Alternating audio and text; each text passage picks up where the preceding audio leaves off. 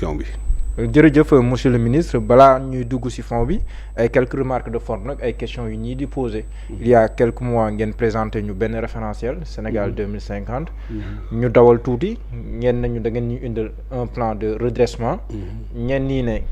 ndax da ngeen dem ba ci biir dëpp. wala ndax da ngeen dem ba ci biir ngeen réeroon ci yoon bi ñëwaat indi lu bees. lan moo xew ba ngeen indil tey plan de redressement. waaw bi ma déggee am ñu ci commencé di wax. bi nga xamee ne keroog le premier ministre Ousmane Sonko wax na ci. ci ndaje boobu mu defoon ci conseil bu parti bi. la ko annoncé woon. ci saa si am na ñu commencé wax xam naa sax dinaa profiter tooñaale kenn ci ñoom nga xam xëj na moom moo gën a ràññeeku. ci ñuy wax te mu nekkoon ministre. muy Pape Malick Ndour. nga xam ne dafa am débat yu bëri yoo xam ne moom da koy wax mais ku mel noonu li tax ma di ko jël mooy damay bëgg suñu waxee askan wi xam bu baax li ñuy wax lan la. ndax kooku bu waxee rek mën nañ yaakaar ne comme ministre la woon la mu wax am na foi. waaye sama xarit Amadou Babo mu ngi ko doon wax naan dinaa ko jox les finances pour les nuls ak l'économie pour les nuls. pour di ko wax yoo xam ne yu terre à terre yoo xam ne ñi xamul rek ñoo koy wax dama lay jox benn misaal bi man nag dama ciy dolli bi yoon ne ko dinaa ko wutal la planification pour les nuls nga xam planification bu yomb planification dafa am li ci njëkk mooy le niveau stratégique muy vision bi mooy la vision 2050 nga xam dañ ko découper ci échéance de mise en œuvre yi muy SND bi ak master plan bi loolu li ko waral mooy pour nga mën a jël en compte benn changement structurel histoire wane na ne dëkk yi ko def yépp à quelques exceptions rarissimes ñoo ko def ci 15 ans mais horizon bi bu critique bi nga soxla pour changer dëgg-dëgg ab dëkk mu changer radicalement ab situation jóge ci par exemple pays pauvre dem ci pays à revenu intermédiaire parce que émergence du ma ko wax xam nga émergence en réalité amut émergence ab typologie la rek boo xam ne pour classification nga mën ko natt waaye changement yooyu am nga xam Chine def na ko ak yeneen dëkk yu bëri il faut 25 ans moo tax boo xoolee vision bi ñu xool Sénégal bu ñu ko bëggee soppi comme 25 ans mooy daye bi doy ñu natt ko ci 25 ans yooyu. mu dem 2050 voilà loolu nag moom mooy vision 2050. oui mooy la planification stratégique après day am la planification opérationnelle léegi ci biir planification opérationnelle bi da nga koy def ay échéances loolu am na ci yoo xam ne da ngay poser ce qu'on appelle les jalons structurels te en général premier mandat loolu la war a doon boo gisee régime bi passé ñoom ñu ratte mooy seen mandat bi nga xam ne ci la ñu war a poser jalons structurels yi. su ma jëlee par exemple la transformation structurelle de l'économie bi ñu ko waxee dañu bu PSE. bu PSE. bi ñu ko waxee économie yëpp dañoo tàccu man mii bokk naa ci ñi tàccu waaye malheureusement ba tey jii boo jëlee tey indice de transformation structurelle xam nga loolu mooy li gën a am solo. indice boobu sax ñoom xamuñu ko woon sax boolewuñu ko ci seen mbir benn. amul benn indicateur bu lay natt bu lay won la transformation structurelle kon pour won la rek importance su poser les jalons structurels loolu nag mooy redressement boobu nag li ci gën a doy waar mooy ñoom xanaa kon liiruñu document bi vision 2050 ñetti étape lañ jël. maanaam ñetti approche épistémique premièrement bi mooy dañuy redresser deuxièmement ñu impulser troisièmement ñu accélérer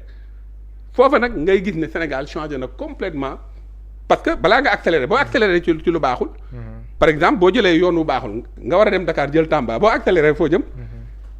balaa ngay seetlu ne fi nga yoon wi nga jël baaxul fekk di daw nga lu bëri parce que da ngaa commencé accélérer. alors da ngay redresser après nga impulser après nga accélérer léegi nag kon cohérence bi mooy su ñu ñëwee ñu indi le plan de redressement dolli ci ba ñuy def vision PM wax na ko xamuñu woon ne on est au 4e sous-sol te tey loolu ñëpp war nañ ko mën a nangu déjà tey li président de la République wax rek HCCT bii ñu tas. loolu dina si ñëw. tas ko recruter ci ay des milliers d'enseignants loolu rek doy na wane ne effectivement amoon na benn gestion boo xam ne sori na bonne gouvernance beneen bi mooy gis nga li mu révélé waat ñu jël loo xam ne waruñu fa fay ñu di ci fay. moo tax foofu yi dinaa invité société civile yi nga xam ne ñoo nekk foofu te industrie ñu yuuxu suñu kaw waaw ndax ñoom dañoo xamu doon loolu wala salaire bañ ko doon am moo leen intéressé donc voilà pays bi nga xam ne moom moo tax nag cohérence boobu ma lay wax pour ñu naan ñun dañoo yaakaar dañoo dem nii def nii. wala da ngeen dëpp waaw. dëppuñu parce que dafa dugg ci vision bi boo demee lire document bi da nga koy gis étape yooyu. d'accord beneen bi it mooy cohérence rek ci tunu bii la nekk tunu régime bi xam nga la preuve nee naa la déjà ñoom seen mandat bi passé c'était pas bëgguma ciy wax sax mais pour wan la rek ñun ni ñuy jëlee cohérence mandat bi passé li ñu offriroon Sénégal ak li ñu jaay bokkul de d'ailleurs lu ñu wax ñëwuñu pour jox ay infrastructure ay tabax. mooy seen premier mandat ba. voilà ñoom moom bi président Macky ñëwee. mooy xam nga loolu la wax waaw. nee na li ñu ko laaj mooy mu restaurer les valeurs de la République. loolu la waxoon mooy. malheureusement c'est tout le contraire moo wax la ne. mais nag bàyyi na fi loo xam ne nii li ñuy dut baaraam la. loolu mu fi bàyyi nag malheureusement mooy musiba bi parce que tey su ma la nee toggal ma suppu kànja nga ne non lee moo gën a doon lict yaa ngi dégg michi wala leneen moo gën a doon li nga dégg nga togg michi mais c'est parce que j'ai demandé ce qu'on avait demandé le mandat n'oublions pas que on est en politique publique de développement le mandat mooy li tax yow ñu fal la tey boo ko bàyyee def lu extraordinaire rawatina ndax defuñu lu extraordinaire parce que nañu waxante dëgg tey xaalis kenn mënu ko luubal te da jaarale ko ci def ay infrastructure ñaata rétrocommission ñoo am ñaata gré moo am lii ñuy gis yëpp lu ci nekk fukkam maanaam 10 fois moins la waroon doon lépp nag ñoom ñëpp ay BRT yëpp a ci yem. même si surfacturation bi sax tey si premier ministre am na lu mu si wax si pourcentage bi bu kawe bi nga xam te nii fekk nañ ko si mais kon yoon bu leer la tey jii ngeen ñëw présenté ñu benn plan de redressement boo xam ne nii le premier ministre moom moo ko présenté devant les partenaires techniques et financiers ak yooyu bon doon ñëwaatal si tënk. lan la ñu war a déggee si plan de redressement bi nga xam ne ni moom le premier ministre présenté tey. li ñu ci war a déggee. mooy d'abord ça me permet ma leeral la cohérence bi ñu waxoon. amul régime depuis bi Mamadou Dia ak Senghor amee jëlee benn ram bu baax après problème am ba ñu tàqalikoo depuis booba amul benn régime laa wax bu gën a cohérent régime bi fi nekk xam nga lu tax. dañoo njëkk a ñëw le président Ousmane Sonko ba mu ñëwee nekk opposition discours ba mu proposé woon. ba tey jii moo tax ñenn yi boo waxee ñu ne moom la mu daan wax opposition la nekk léegi il continue à le dire mais effectivement parce qu'il est cohérent benn tal fi mu koy waxee léegi mooy pour indexer ay fléaux yu ñu war a gaaw jël ay mesures la preuve moo boo ko seetloo à chaque fois bu waxee dara parce que bu ñu fàtte ne l'homme politique doit communiquer avec sa population moo tax mu di ko wax pour wax leen ne ci loolu laa jëm lee mu waxoon moom lay waxaat doo ko teg poser ay actes cohérence boobu moo waral moom il avait prôné une économie souveraine depuis booba en 2017 mu ne leen si vous vous rappelez à l'Assemblée lan la waxoon Amadou Ba ba mu ko interpellé sur le modèle économique mu ne leen amul leen yéen modèle économique mu expliquer agrégats yi ni ñu ko désarticuler ba expliquer ne on a une économie extravertie mu ne leen yéen il faut aller vers la substitution aux importations loolu bu ngeen ko defee sax ñu am modèle économique ça il l'avait dit et on entend par la substitution aux importations la souveraineté donc li ñuy déggee ci lii nga xam ne moom moo fi am tey moo di ne on a prôné un modèle économique bu dem dans le sens de la souveraineté tey leeral na ne am réew balaa ngaa moom sa bopp nga mënal sa bopp wolof yi day wax ku ëmb sa sànqal ëmb sa kersa léegi li ci gën a doy waar li nga xam ne moo extraordinaire ci li am tey mooy xoolal depuis bi nga xamee ne ñun wax nañ situation bi fi nekk sur le plan macroéconomique nga xool actes yi nga xam ne yëpp ñu ngi koy poser en termes de rééquilibrage des agrégats macroéconomiques muy ci déficit bi ku nekk gis nga ne ñu ngi yokk recettes yi emprunt bi ñu ngi dem dans le sens de maîtriser cet emprunt par ñu fexe ba am ay ressources domestiques fexe ba ci marchés yi ñu bañ a privilégier les marchés extérieurs notamment les marchés financiers eurobonds yeeg voilà yu demee noonu ba tax na bu ñuy fexe di maîtriser di assainir les agrégats macroéconomiques dem ci les secteurs yi nga xam ne ñooy priorité il l'a dit encore la muy jur mooy commencé nañ ko dinañ wàññi fexe ba ñëpp jot ci courant dinañu fexe ba ñëpp mën a jàng il l'a dit d'ailleurs commencé nañ ko avec le recrutement sànq wax naa la ko on a recruté ay des milliers d'enseignants te ñu ngi ko jëlee ci voilà defi wàññi maanaam tas HCCT ak au conseil territorial ouais. Alors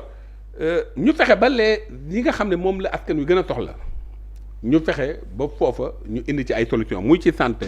muy ci éducation muy ci mën a lekk ni mu waree lekk ju baax ju sell muy ci mën a faju nga xam loolu waxaat na ko tey mooy li nga xam ne moom la ñu war a njëkk a régler te loolu politique yu cohérente yépp xam nañu loolu bu ma la joxee par exemple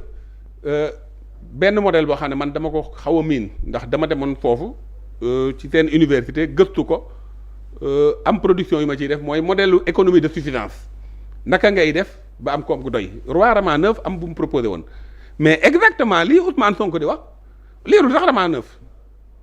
mais moom vision parce que boo xoolee ñi am vision dëgg toujours day am fu ñuy daje lii Ousmane Sonko wax le premier ministre ci plan de redressement mooy exactement le premier niveau des jalons structurels d'une économie souveraine. D'accord mais si yéen seen souverainisme boobu wala économie endogène boobu noonu ngeen di wax. ñu bëri dañuy gis ay incohérences par exemple si premier trimestre 2025. si rapport yi nga xamante ni ñëwoon na si rapport d'exécution budgétaire bi.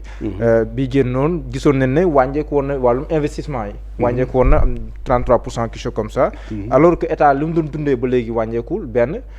beneen bi aussi mu mel ni yéen lépp. di nga ko bëgg a teg si wàllum l'impôt. am na benn opposant bu utilisé benn formule bu ma frappé mu ne dafa mel ni yéen da ngeen di teg la charrue fiscale. avant les bœufs économiques. kenn bokkum formule boobu moom moo ko jénnee. mais ni yéen lii waroon jiitu mooy ngeen dooleel économie bi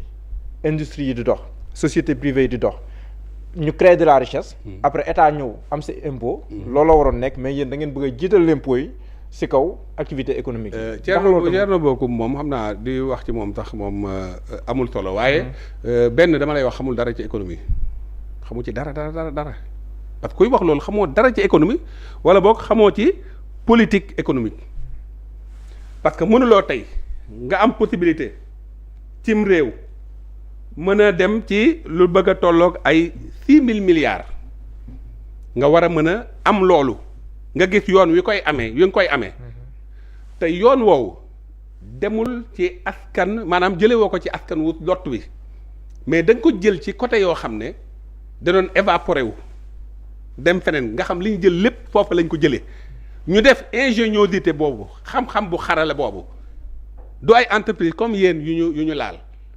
mais ay taxation yoo xam ne tey le pauvre paysan ba nekk sama village cosaan Mboxodan boobu moom yëg du ko yëg amu ci benn impact yi moom amul impact yi beneen askan ka dëkk fële Pikine wala feneen ak feneen yow nga mën a mobiliser loolu xaalis bu day noonu ñii mënoon ko def defuñu ko léegi nga war a jël xaalis boobu boo ko jëlee en termes de recette mais état lu muy def ay recette am da koy réinjecté waat dans l'éducation la santé yow nga ne waruñu war a njëkke loolu mooy ñàkk a xam économie c'est-à-dire xam nga soo bëggee opposé wu mën nga opposé wu mais nga teg ko ci xam-xam. gars yi nee nañ déformation professionnelle. le premier ministre ak président am comme ay inspecteurs des impôts lañ. ñoom danoo yaakaar ne problème yëpp l'impôt moo koy régler. man du ma spécialiste des impôts. te man naka jekk wax naa ko ci sama livre tey am réew approche bi gën a am solo d'ailleurs am na même samay page Facebook yooyu yëpp dañ ci am na ci. bi Covid bi amee ñu def benn génie ci recette douanière yi. maanaam régime cuuna yooyu fi nekkoon di ko bàkkoo. ma ne mais lii nag mooy ñàkk xam ça veut dire que yéen dañoo tëj xam nga Covid dafa am lu ñu ci war a jàngat ci économie. maanaam tëj dafa mel ni yàlla moo ñëw mu ne léegi attends réew mu nekk dama lay tëj nga yem sa bopp ma xool seen mën-mën. Covid loolu la doon jàngale en réalité avion dematul leneen dematul mais normalement Covid bu amee yow bu fekkee Covid am na yow dootoo dund parce que ceeb ngay dundee te ceeb bitim réew lay jógee ça veut dire que yow sa économie baaxul loolu lañ ci waroon déggee léegi loolu mooy lan mooy recette en fait recette fiscale yi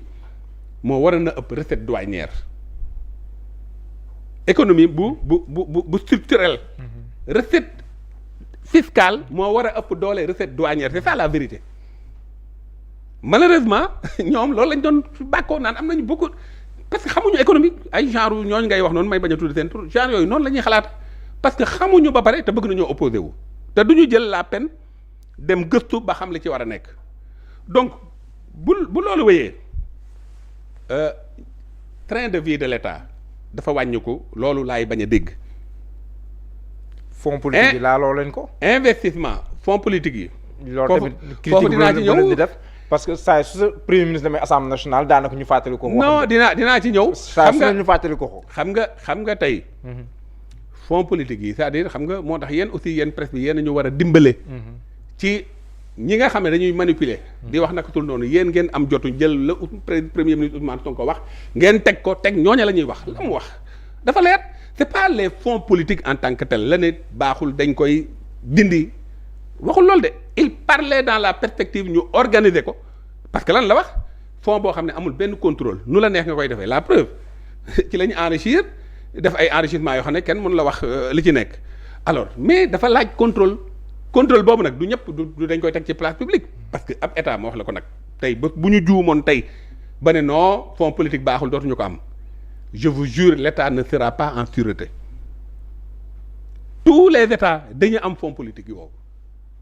yenn posture yi ngay am yenn dayoo yi ngay am dafa laaj yow nga am fonds politique yooyu ba tax na du lu ñuy nekkul lu ñuy rejeter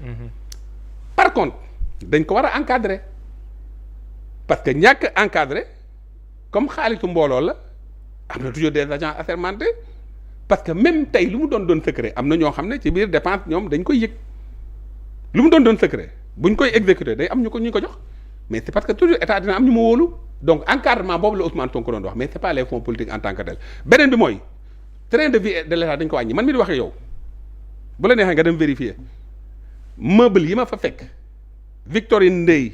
jëndoon ko ba léegi meuble yaay loolu bi ma ñëwee changé wu ma. changé woo. beneen bi mooy tous les ministres nekkoon naa ci administration ministre bu mos a ñëw tu changes complètement les meubles ñenn ñi sax pour des superstitions affaire ay gëm-gëm question mystique yooyu. voilà yaa ngi dégg mais changé wu ma fa dara samay collaborateurs yëpp ñu ngi may dégg changé wu ma benn meuble ci laa ñëwaat toog na ca waaf benn oto bi ma yore moom la ministre Zahra Iyane Thiam yore woon oto bi day paan guddeeg bëccëg suba ngoon te paan bi ça nous coûte lu mu dee ay 500000 xamu tax yaa ngi gis voilà un état très austère kon yooyu ñuy wax ay caaxaan lañ lii may wax bu la neexee ñu dem vérifier suñu amul fitu nag dem vérifier bu ñu waxati lu mel noonu. d'accord on a beneen bi xaaral ma ñëw rek ci réduction du train de vie de la pour les investissements. man mii di wax ak yow. oui je suis obligé bu ko may faral di wax sama ministère mais il faut nga jël exemple loo xam ne lu concret lu kenn mënul weddi. man ñëw naa fi fekk fi ay mécanismes yoo xam ne dañ ko doon jël pour ay voyage pour ay xumbaay rek mais lépp dama ko jël def ko ci ay investissement résultat yi nga xam ne moom laa def présentement nii ci sama 15 mois yii romb na ñoom seen juróomi at ci biir économie solidaire laa la wax de. ak te ci microfinance la même chose va se passer parce que la même microfinance on compte mobiliser 680 milliards pour mu dugg ci production bi kon nañu bàyyi caaxaan yi ñuy wax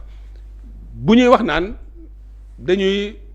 investir yu train de vie de l'État c'est absolument faux li ma wax dans mon ministère c'est valable dans tous les ministères. d'accord mais wax ngeen tamit da ngeen di rationaliser. yenn say agence fusion suppression ak yooyu noonu yëpp. juin ngeen waxoon. premier ministre bi ñu demoon assemblée nationale la ko annoncé woon au mois de juin. weesu na mois de juin tey annoncé waat na ko. mais gannaaw annonce yi est-ce que concrètement mën nañ xaar que fii at ay jours. ñu leen telle structure ak telle structure yii fusionné nañ ko. yii far supprimer nañ ko. xam nga moo tax je vous demande yéen journalistes yi ngeen di def beaucoup d'investigation. je vais vous le demander par là aussi je suis obligé pour bañ a wax ci lu dëgërul parce que man damay bëgg tuy concret parce que Ousmane le premier ministre loolu la ñuy wax lu concret la bëgg moom. man par exemple bi ma ñëwee dans mon ministère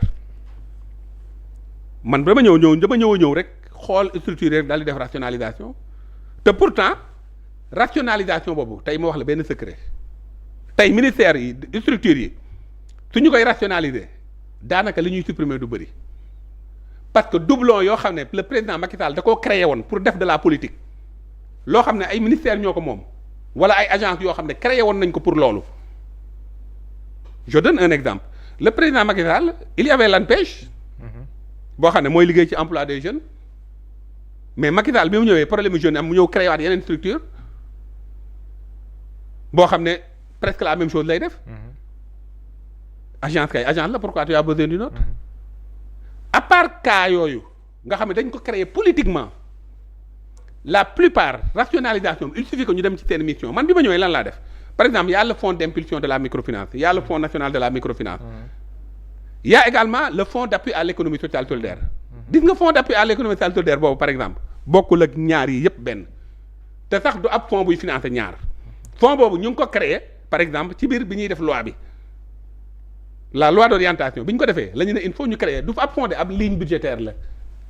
pour accompagner la mise en œuvre de la loi ligne boobu ñoom ñi fi nekkoon doxaluñu ko moom laa doon wax dañ ko doon noncé di ko voyager ak yu demee noonu bi ma ñëwee damaa def lu ay audit interne xool mais bi ma ñëwee dama ko jubanti parce que jubanti boobu du ab slogan de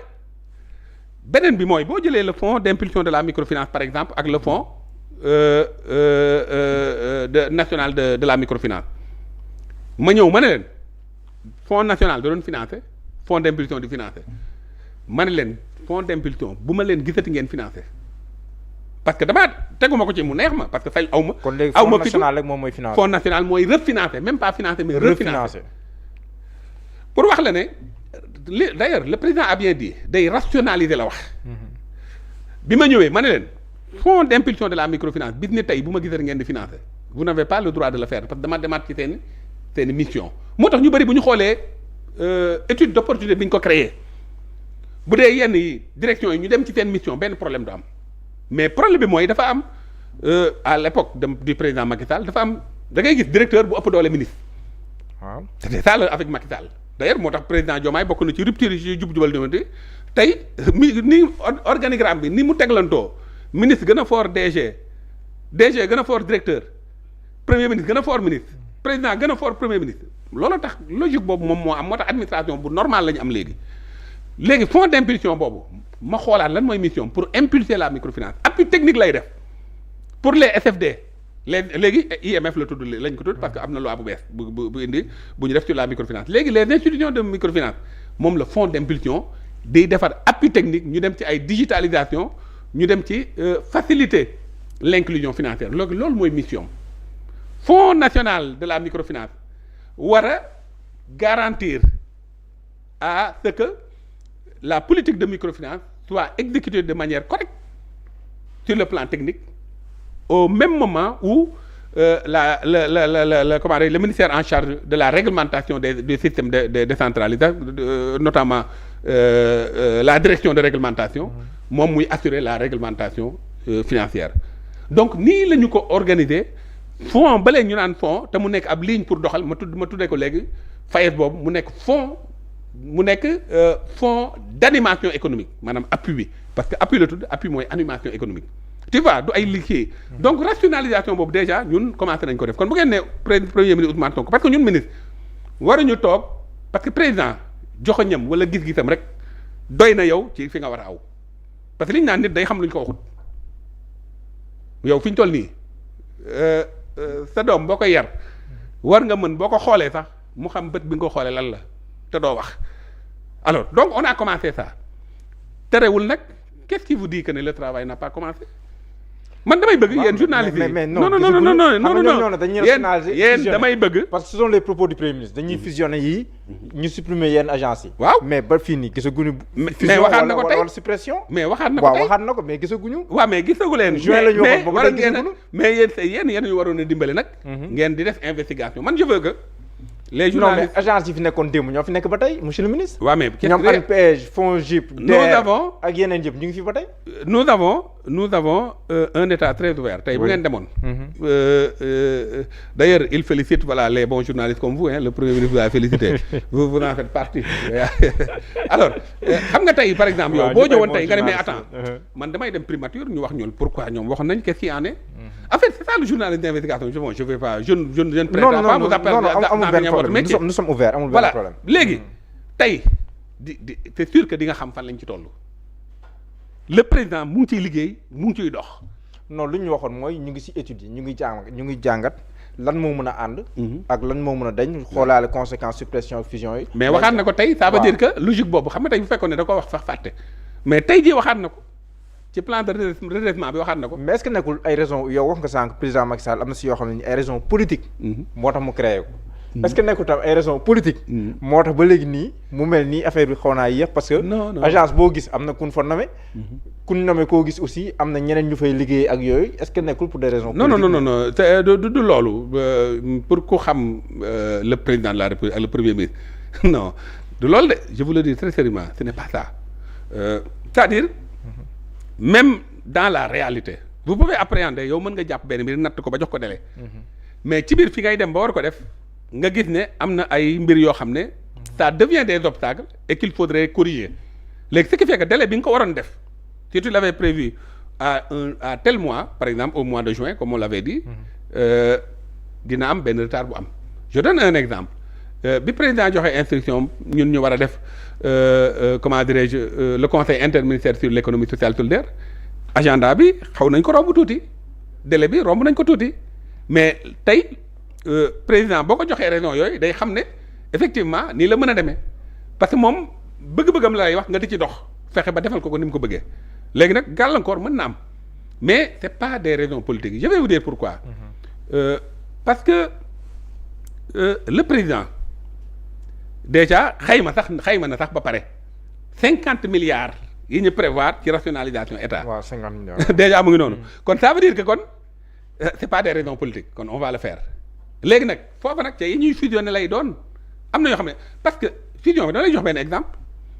fusionner n'est pas supprimer loolu aussi maa ngi koy wax opinion bi. c'est vrai je dis bien am na yoo xam ne naka jekk moom ñëpp dañoo gëm ne dañ leen war a supprimer ndax amuñ njëriñ parce que li tax ma ne amuñ njëriñ mooy politique bañ ko doon defee politique booba moom moo baaxut léegi nag je ne dis pas que ne peut-être ñoom ñu ngi ko ne am na politique boobu mais bu fekkee ne changé nañ politique bi tant mieux waaye am na yoo xam ne tey mënul ñàkk boo xoolee tey le secteur de l'économie sociale solidaire et de la microfinance nga xam ne tey man pratiquement secteur bi ma yore daanaka ci la ñu bëri di xaw a capp parce que pratiquement tout ce qui est production solidaire tout ce qui est financement des petites structures des petites organisations y compris les individuels ci politique gu sama ministère la yaa ngi dégg mais boo xoolee am na ñoo xam ne am nañ seen mission mais dañoo bàyyi seen mission di ñëw ci sunu terrain seen mission yéen est-ce que waaye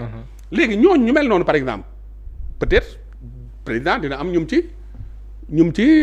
wàññi wala am nu mu ci def peut-être je dis bien parce que là c'est la décision du ma dem ci lan moo nekk volonté kii du ma ci dugg mais juste pour vous dire que ne donc loolu dana am par contre am na mécanisme yoo xam ne seen mission dafa leer kenn mënu leen remplacer boo jëlee par exemple le FONGIP mais FONGIP nécessairement day taxaw parce que on a besoin d'un fonds de garantie. FONGIP DER. non bokkul ak DER. bokkul. FONGIP moom am mission garantie. oui. dafa am mission garantie. d'ailleurs man structure yooyu yëpp dama leen identifier def ak ñoom convention. waaw FONGIP mission dafa leer man def naa ak moom convention. pour que économie sociale solidaire ñu dem ci approche systémique. boo jëlaatee ANPEJ par exemple. mission dafa leer moo yore emploi des jeunes. def naa ak moom convention également. DER. non DER defuma ak ñoom convention c'est parce que en fait je les avais invités mais comme jotuñu woon a ñëw. moo tax je pouvais pas faire la convention ak ñoom. d'accord léegi bu loolu weesoo. mooy bi ñuy lancer le pacte FIF. waaw d'accord bu loolu weesoo le premier ministre wax na ko tey. mu ne yéen li ngeen bëgg a def. yaakaaroo leen ci FMI. il a dit clairement mooy maanaam. suñuy ressources propres.